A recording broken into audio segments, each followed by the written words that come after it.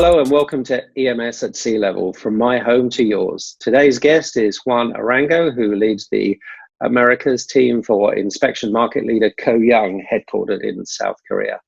Before we get to the questions, Juan, can you give me a quick 2-minute introduction to yourself and to Koh Young for any of our viewers that don't know you already? Sure. My name is Juan Arango. I'm the managing director of Koh Young America in the United States, or the Americas. We're headquartered in Duluth, Georgia, just north of Atlanta. And we make optical inspection equipment for electronic assembly. Good stuff. And Juan, one of the things that I think is really interesting, and we'll come to that, is you are a South Korean headquartered company, and South Korea was one of those that seemed to be early in the wave, but one of those that actually we can maybe learn a bit from in terms of the way that it's kind of exited and come out of the crisis, and we'll definitely come to that. But as a business and as a team, what have you experienced over the last month or two, and what challenges have you seen? And from there, we can explore some of the mitigations you've taken against those challenges. Sure. So as you know, at Apex, that's when it was starting to hit in, or when it became more public in China. So we had our global sales meeting the week before, and my counterpart in China was in an airport getting ready to fly, and Dr. Koh called him and said, "You're not welcome here. Stay over there." Wow. So he did his meeting through Teams. We use Microsoft Teams, and obviously the meeting for him started like at 1 a.m. Mm-hmm. And we went through the whole thing, and it was quite bizarre, just that experience. Interesting enough, we're having the next GSM the last week of April, and it's going to be with Teams, but everybody remote. So that's going to be a challenge. Mm.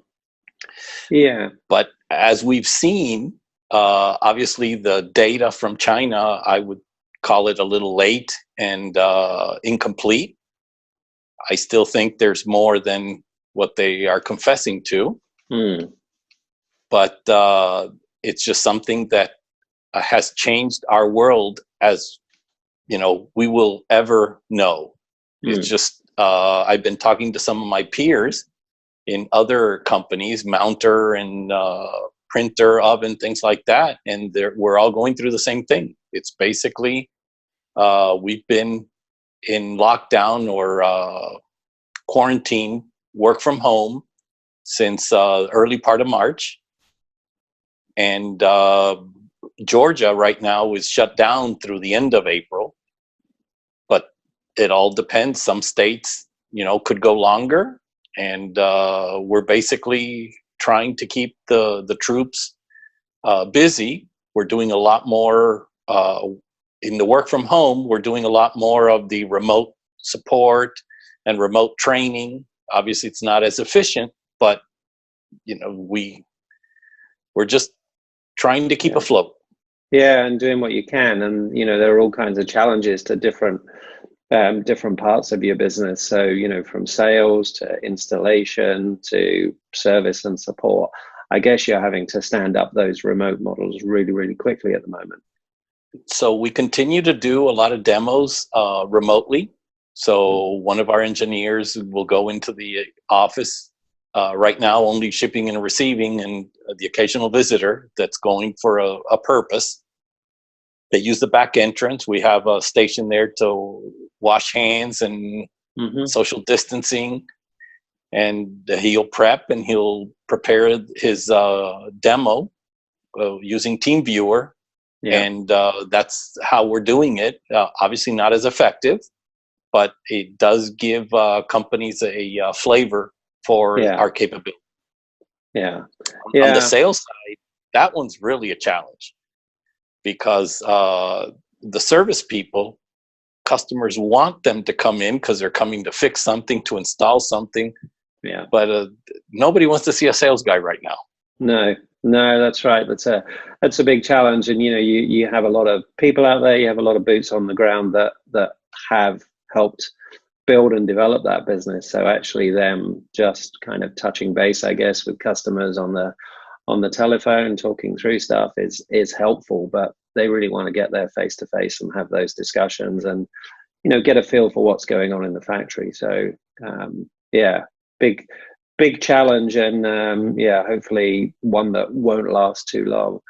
When you look at specifically at the COVID-19 situation, some manufacturers find themselves in a position where they're considered, their products are considered essential, others are not. Where do you see yourself in that ecosystem in terms of, being able to help with some of those challenges around healthcare equipment, that kind of thing?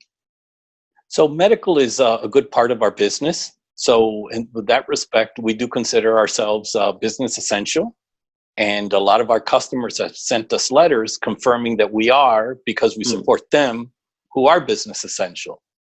We sold several machines into companies that are not medical, but will be building respirators and ventilators. As a matter of fact, this week I had to ask a field engineer to drive 8 hours because I still don't want them getting on planes. And he said, no problem. And he's in Florida installing a machine. Yeah. And that's companies that are pivoting, I guess, from one manufacturing solution to another to help with ventilators, respirators, with other medical equipment. Correct. And we also have some automotive companies that obviously, the automotive is pretty much shut down, but they retooled their lines to build the medical products. Obviously, they don't need more equipment because they got plenty of capacity. Yeah. But those are also at least keeping the lights on. Yeah. I was curious when I saw that, Juan. I think it was really interesting. And when we saw that evoking of the Defense Production Act, and you started to see talk about, factories that have built pickup trucks, building ventilators, my immediate thought was, wow, we've got this awesome EMS industry that's used to building lots of different parts. We've set up our lines. Your equipment allows them to quickly switch from model to model or from project to project. We've got this very flexible ecosystem. And I was really pleased to see companies like Flex and Jabil and Foxconn even starting to switch their production around. That seems a more natural fit to me than a car line, which is very much a different process. Oh, absolutely. But at the end of the day, they're building a widget. They know how to build quality. They know how, and a lot of these things have very clear instructions on how to build. They just have to retool. And luckily in the US, we have great engineering folks that can transform a radio into a medical product. I've been super impressed with both the ingenuity from that point of view, but it really underlines the impressive manufacturing capacity that the US has. And I think that's something that we'll see come to the fore as we go through this process, because I know that there's a bill in Congress to reduce some of the dependency on overseas manufacturing, particularly for critical parts.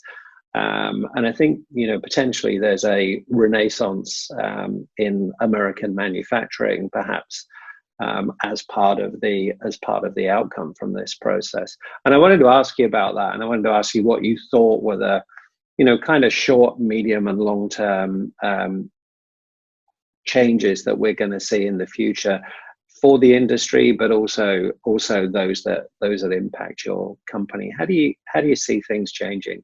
Sure. So short term, we're just going to be treading water because a lot of our customers, their demand has gone down, so they're going to have extra capacity. We just have to get the wheels back in motion. Midterm, I would expect that certainly by the end of Q3, we hit a pretty strong ramp, and Q4 as well. Always in my mind, and it's probably from my mounter background, is second half of an election year, things stop. Yeah. But last time I used that, I missed badly. Yeah. And Dr. Koh made a point of reminding me this year that, hey, if you want to miss again like that. Yeah, I mean, that would be nice, wouldn't it? And I think actually a lot of the economists have talked about this kind of V-shaped recovery where we kind of dive in and we dive back out, because the fundamentals of fundamentals of the economy are good. It's not based on a global financial crisis. It's based on almost a hibernation that we've had to go in temporarily. And it's it's how can we manage that? When you look at the way stuff comes out, do you see a change in demand, or a change in the way the manufacturers you work with think about what they need in their processes? My gut feeling is that there's going to be a stronger desire for digital transformation, because those that are more data enabled seem to be more flexible and more able to manage here. Do you see that? Absolutely. I think agility is going to be a key part of it, and just being agile with the data and being able to adjust on the fly, because especially the remainder of 2020, it's going to be basically a ballet. You just have to be perfectly aligned with everything, and you're talking supply chain, resources, contacts, because a lot of things that we do impact other people within that line, and a lot of things they do impact us. So that's one of the things that luckily within Koh Young, we're well respected in the industry, but we also have great relationships with peers and even competitors. In the end, there's enough business for everybody.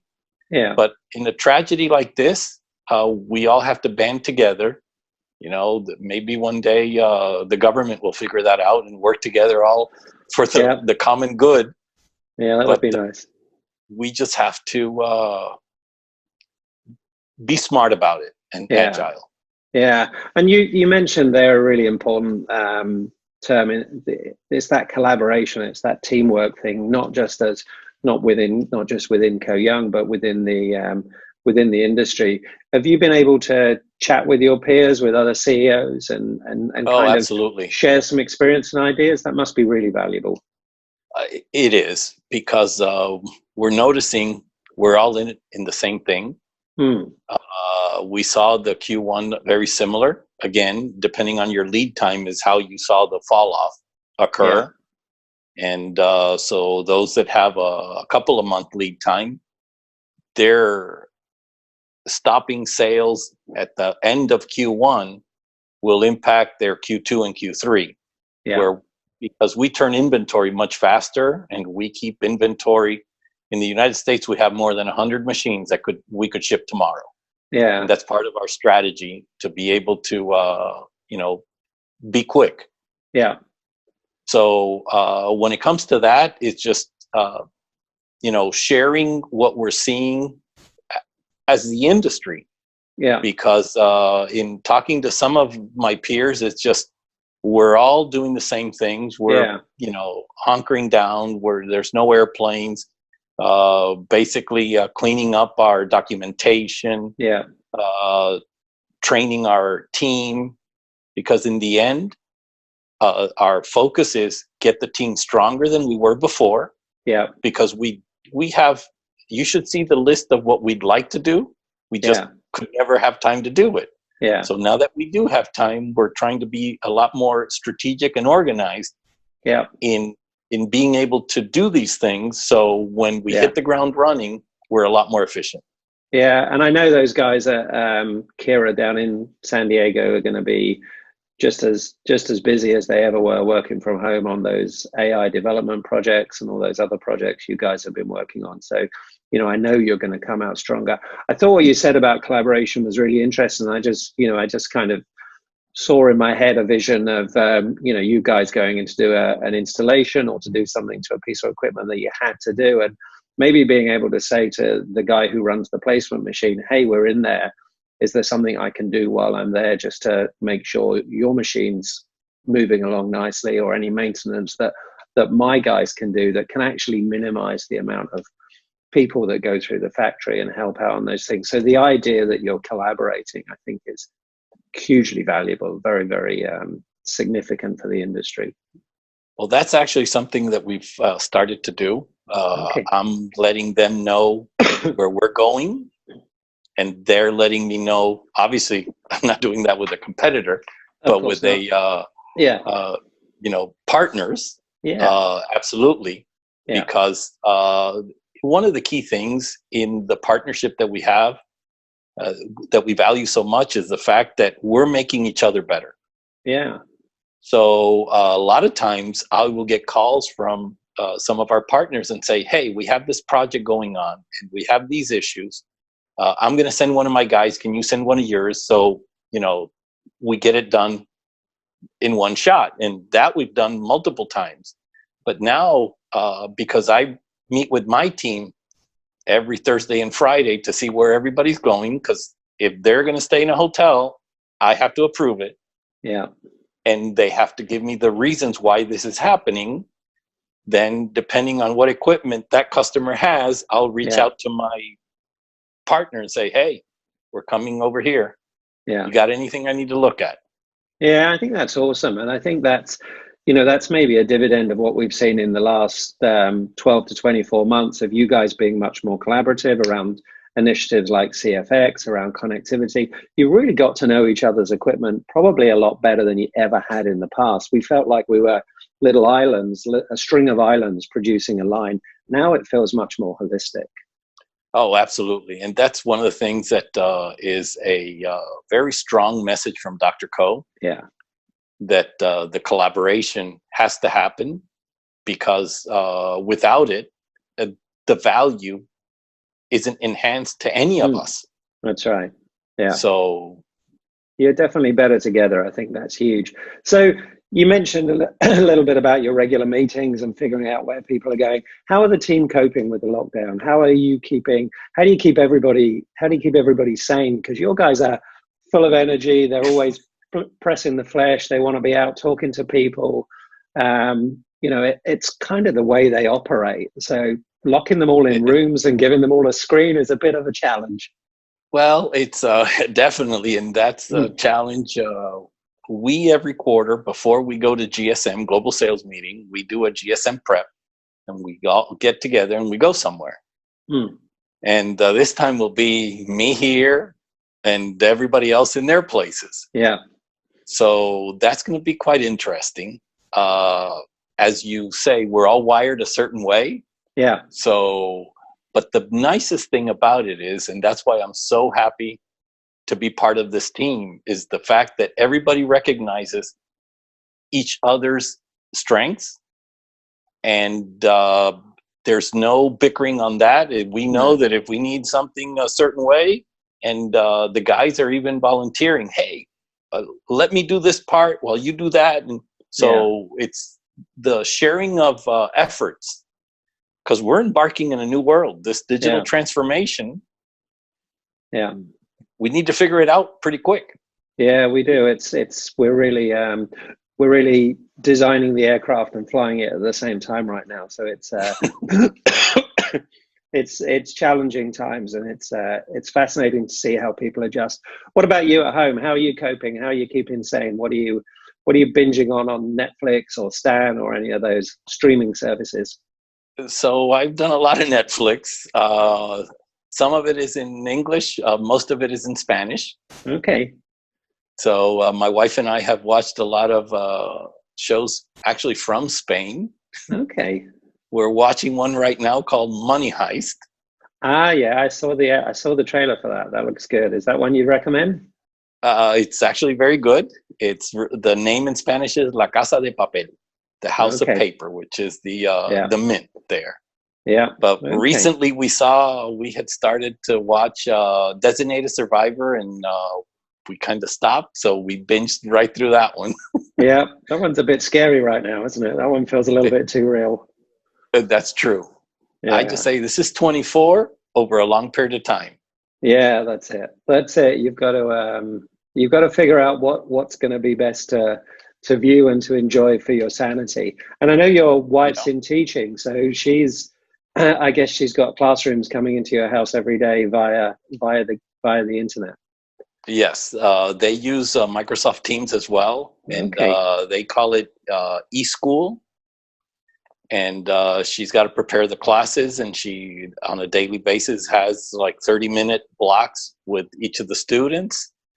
So it's a lot more preparation because, Yeah. you know, she's got to prepare all the supporting material for them to read instead of her delivering it. So Yeah. it's been a challenge. We try to do walks around the neighborhood and Yeah. grilling and just Yeah. trying to And finding enough stay a little space. active. Yeah, and find enough space in your house to keep out of each other's way when you need to, because Every now and then we need you that. can't head out. Yeah, we all need that. That's human. So, last question before we go, Juan. What advice would you offer to your peers? And I love that you're talking to people and, you know, and kind of sharing ideas. But those you haven't talked to, what would you say to them right now? Well, I would say that you need to look at especially the long term, because any quick decision now could affect you negatively later. So try to lay out that plan and take it in pieces. You need to really trust your team and empower them to do, you know, your mission, because we all have a mission. So just collaborate, prepare the team to get stronger, because we will come out of this. It's not a if, it's a when. Yeah. Yeah, and we'll come out of it different as well. So I think that's huge. And I think what you say is just so accurate. It's that idea of teamwork. You know, it really shows when a team can come together. And, you know, if there are challenges in the team, now's the time to fix them and get that team even stronger. So yeah, fascinating times. Juan, thanks so much for your time. Thank you for your candor. It's always a pleasure to chat to you. Thanks for everyone who's listening today and is going to listen to this video. And until next time on EMS at Sea Level, thanks very much. Thank you, Phil.